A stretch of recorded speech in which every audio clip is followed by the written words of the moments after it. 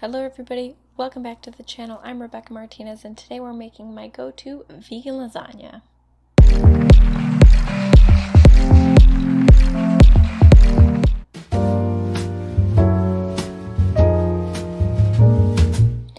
The first step is to make the lasagna filling, which will be a combination of vegan ricotta and also some vegetables. So to start the ricotta, we're going to need some cashews. Add 3/4 of raw cashews to a food processor. This Ninja food processor is a lifesaver and I will leave it in the description for you all if you're interested in it.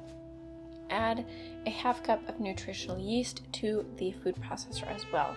This makes a really quick and easy version of some vegan Parmesan that we will need later. Add 1 teaspoon of garlic powder in addition to some salt. You can use kosher salt, whatever salt you prefer, a 1/2 teaspoon or more depending on what you want. Run it until the cashews are really nice and blended and it looks like this. It should be nice, coarsely ground. Empty it from the food processor and set it aside. Now we're going to use the same food processor to get the ricotta started, and the base of our ricotta is tofu. We're going to need 2 blocks, which I think is 28 ounces worth of firm tofu. I wouldn't recommend using soft tofu because ricotta does have a bit of that sort of graininess, so I think that firm tofu works the best. Mush it up a little bit with your hands as you add it to the food processor, and add 3 tablespoons of dried basil, in addition to 2 tablespoons of dried parsley and 2 tablespoons of dried oregano. I find that dried works best here when you're putting everything into the food processor.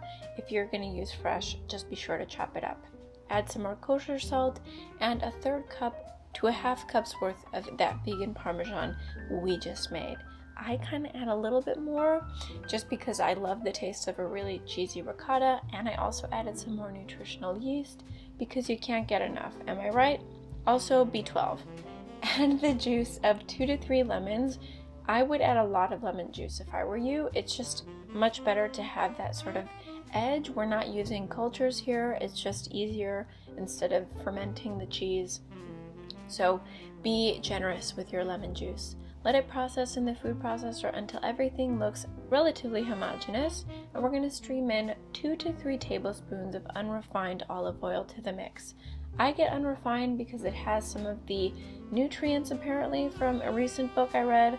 Who knows? Be sure to taste test and make sure that everything is balanced, and set it all aside by scraping it all out of your food processor into a medium-sized bowl.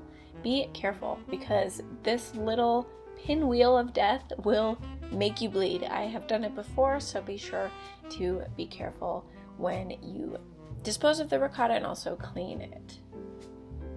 Look at that. Looks really good. Now for the vegetables, you can choose to use different ones, but I wanted to use 2 zucchinis, 2 eggplants because I freaking adore eggplant, and 10 ounces of button mushrooms.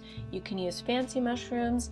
I kind of just went with whatever I was craving that day. You can use whatever you're in the mood for. And so you just have to cut them up into relatively equal sizes. I stuck with discs because this is the easiest way to do so.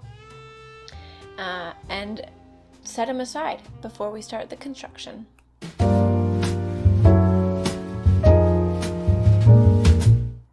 Lasagna construction is pretty straightforward. I like to use oven-ready lasagna noodles. You can get these at any food store for the most part. Grease up a tray, get some pasta sauce.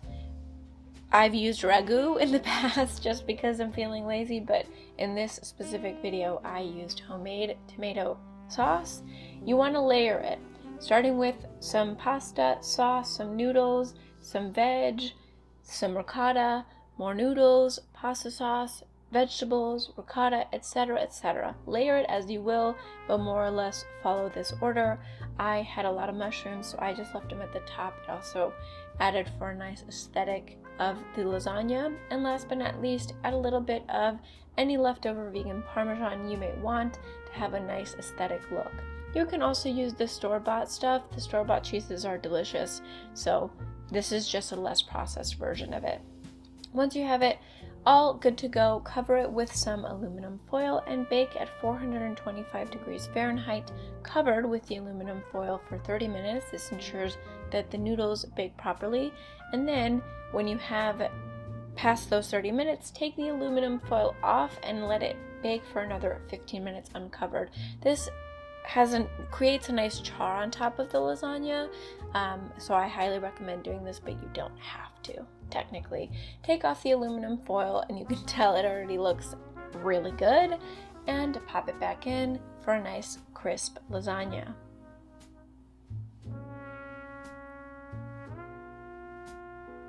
Once the lasagna has fully cooked, I would let it chill for like 15 to 10 minutes, whatever you prefer. You can serve it up, and I highly recommend adding more sauce, adding some red pepper flakes, whatever you prefer. This also works great for meal prep for families that are really busy. It makes a lot. As always, if you like this channel, if you like this content, if you're interested in plant-based cooking, be sure to subscribe for recipes every single Friday and daily shorts. Have a great week, everyone.